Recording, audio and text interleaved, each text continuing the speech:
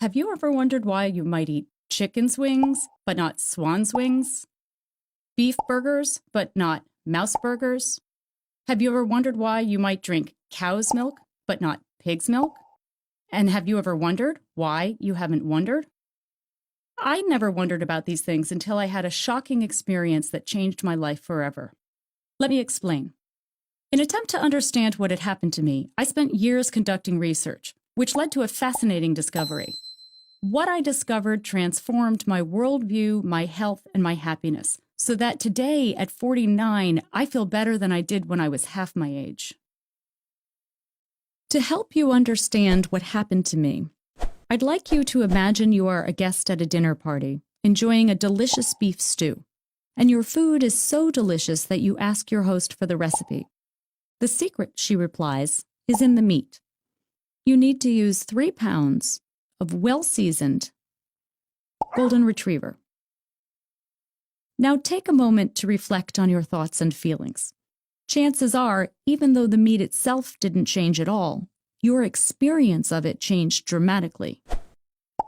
So what happened to cause you to have such a strong reaction? That's the question I began asking 25 years ago, after I had a similar experience. Well, sort of. Like many people, I grew up with a dog who I loved, and I also grew up eating meat.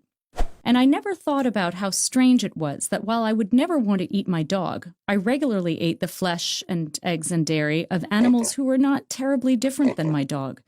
They, too, had feelings and lives that mattered to them. I just never thought about why I ate some animals but not others. I never thought about the inconsistencies in my attitudes and behaviors toward animals because when I was eating meat, eggs, and dairy, I didn't actually think I was eating animals. Of course, I knew on some level that these products came from individuals who had once been alive. I had that knowing without knowing. But on another level, I just didn't make the connection. It wasn't until I wound up hospitalized after eating bacteria-infested beef that I had a major paradigm shift. After I got sick, just the thought of eating beef disgusted me. In fact, all meat seemed disgusting. And suddenly, I saw meat not as food, but as dead animals. Beef stew seemed no different than golden retriever stew. And as I looked at the world with new eyes, I saw animals' body parts everywhere I turned, lining grocery store shelves, filling trucks bound for the market, spilling off lunch trays, packed in delicatessen freezers. And people everywhere, rational, caring people like myself, were putting these animals' bodies into their mouths as though nothing at all were wrong. I had to understand how I could have gone through my entire life being blind to what was right in front of me, and why nobody I talked to about this was willing to hear what I had to say.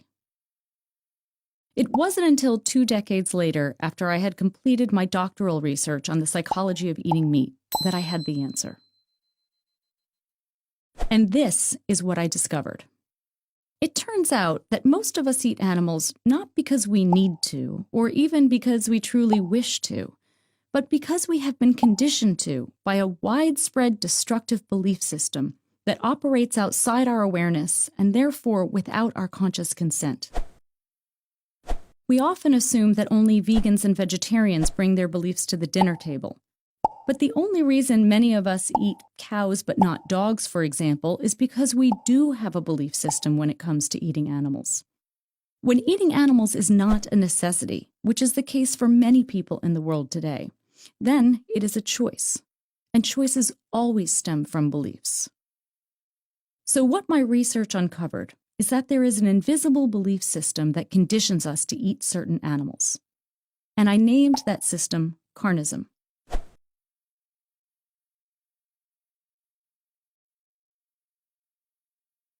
Carnism is universal.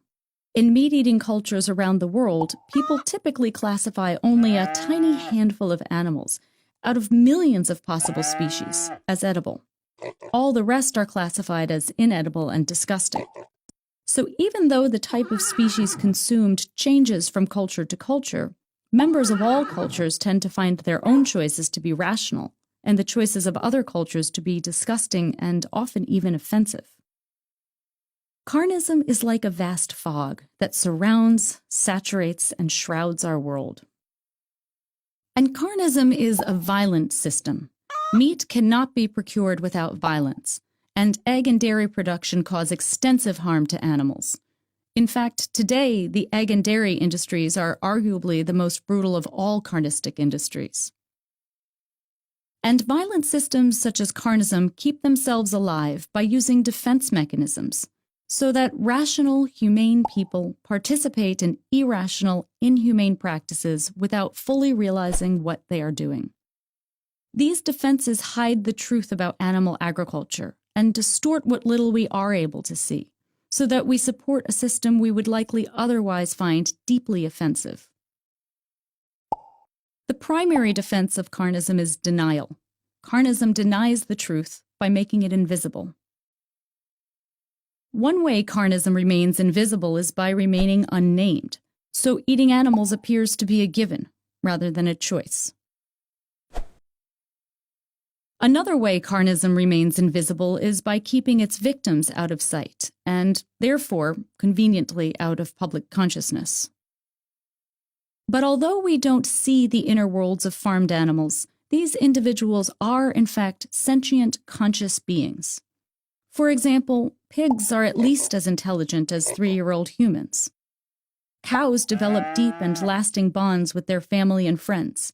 For instance, they may cry and keen for weeks when their babies are forcibly taken from them. Chickens are able to distinguish between 100 different faces of members of their species, and they have 30 different calls to signal types of threats. And scientists have demonstrated that certain fish and crustaceans have intelligence and pain receptors, such that in some places in the world it is now illegal to keep fish in small bowls or to boil lobsters alive. And although we don't see the factories in which animals are turned into food, these so-called farms produce approximately 98% of the meat, eggs, and dairy we eat. In fact, 124,000 farmed animals are slaughtered globally not every day or even every hour, but every single minute. But think about it. How many of these animals have you seen? Ultimately, hiding the truth about meat, egg, and dairy production from us is what carnism most depends on. So becoming aware of this truth is essential to freeing ourselves from the system. Animal agribusinesses have scrambled to restore their profit margins by assuring us that we can eat animals who are happy to be our food, that we can eat so-called humane or bio meat, eggs, and dairy. However, most humanely raised animals live in misery, much as their inhumanely raised counterparts do. And all farmed animals ultimately end up in the very same place. And humane meat is a concept so absurd as to be an insult to any consumer who pauses to reflect on his or her choices. For instance, most of us would consider it cruel to kill a happy, healthy golden retriever simply because people like the way her legs taste. Yet when the very same thing is done to other animals, we are expected to believe that it's humane. And carnism hides the truth about not only the non-human victims of carnism, but also about the human victims of carnism, us. An animal-based diet, which is what carnism conditions us to follow, has been linked with some of the most prevalent and deadly diseases in the world today.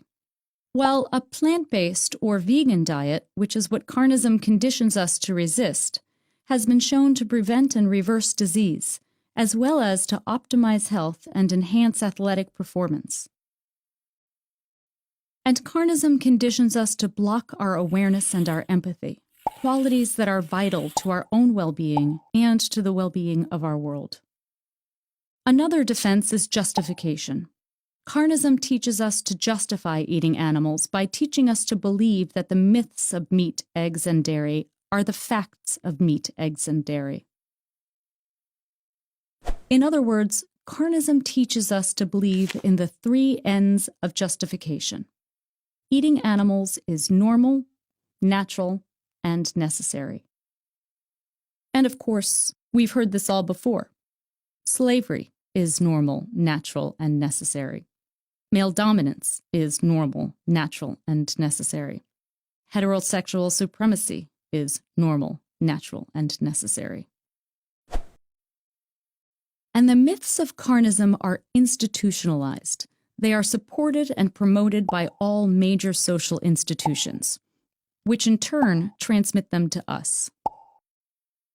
So carnistic bias is embedded within the very foundations of society.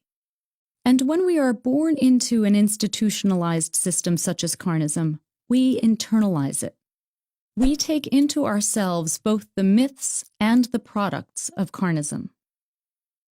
Inside us, carnism creates a fog in our minds, distorting our perceptions of meat, eggs, dairy, and the animals we eat.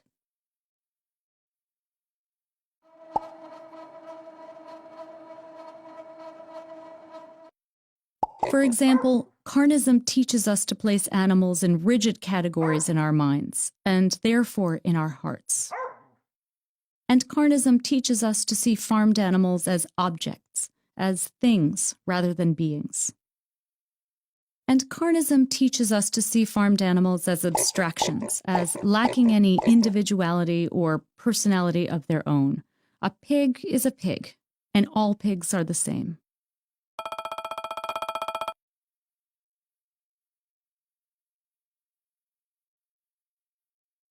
But the fact that carnism needs to use such elaborate defense mechanisms is actually good news. It shows the true vulnerability of the system. Think about it. We care about animals, we care about justice, and we care about the truth. And carnism depends on our not caring, and the system is built on deception. So carnism needs us to do its job for it, to ignore the truth, and to resist the very thing that would set us free: awareness. Awareness is the light that shines through the fog of carnism, illuminating the dark truths the system works so hard to hide from us. Awareness cuts through the cloudy haze in our minds, dispelling the shadow that's been cast on our hearts and releasing the natural glow of our empathy. Awareness is the greatest threat to carnism, because with awareness, we can make choices that reflect what we authentically think and feel, rather than what we have been taught to think and feel. We can make our choices freely. Without awareness, there is no free choice.